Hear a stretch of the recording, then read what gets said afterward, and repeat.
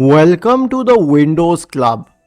If you wish to change the Discord background, then either read to this article on the website or simply watch this video. I will guide you through the procedure. So this is Discord. We do not have many options to change the background, but here's what we can do. Click on this user settings symbol here, which is a cogwheel. Then scroll down to appearance under app settings. Here you'll get options for the theme like dark, light and sync with computer. So I can change it to light, or I can click on sync with computer and it will pick up the computer's theme. However, if you wish to add backgrounds, there's another third-party software known as Better Discord and you can install it on your system and use it to change the Discord background. Isn't this easy and interesting?